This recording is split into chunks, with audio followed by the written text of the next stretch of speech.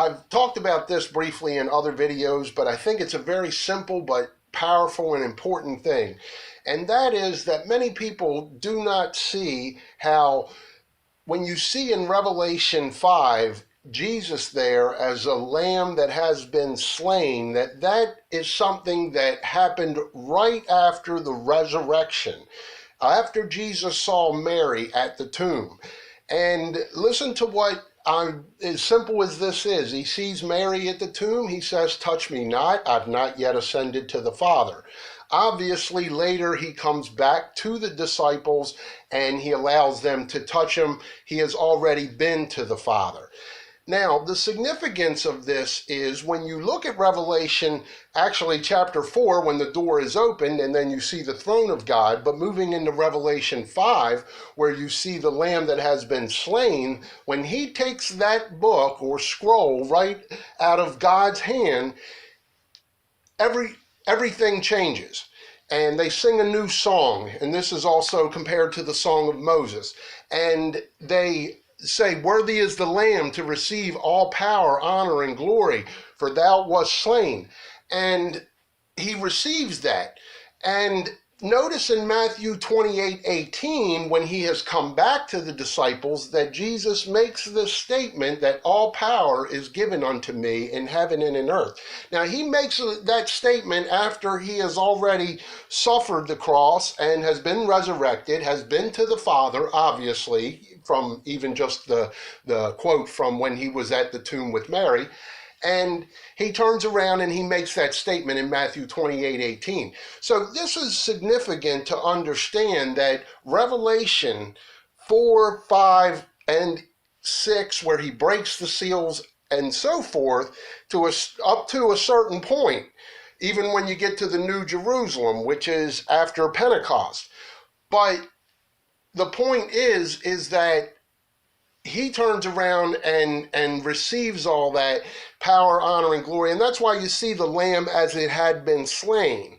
That's why, because it's post-cross.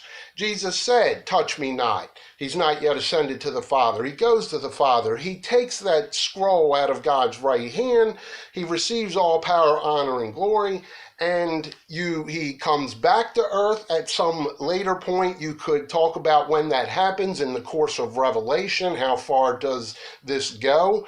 Does the whole of Revelation happen? Which I do not believe. I believe that the New Jerusalem is after Pentecost. So the point is you see that this is all transpiring right after the cross, and is something that is happening between that interim of Jesus's resurrection and when he returns to the disciples.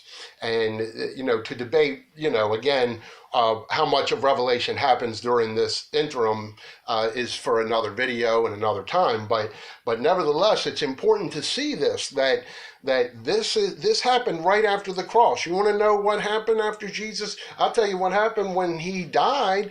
He was dead.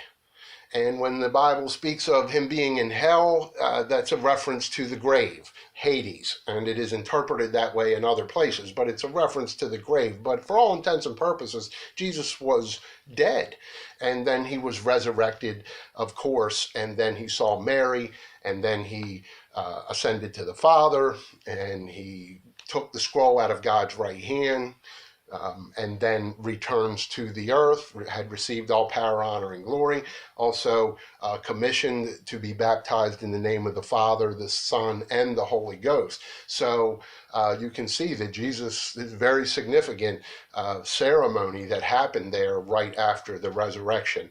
So if you have any questions, let me know. I know this is certainly not in line with anything premillennialism or futurist doctrine or anything of that nature, but certainly for those that follow my channel and what I specifically believe, you'll see how this fits right into that spiritual understanding of Revelation, and the revelation of Jesus Christ, the revealing of everything that happened as a result of him coming and living and dying on the cross and being resurrected.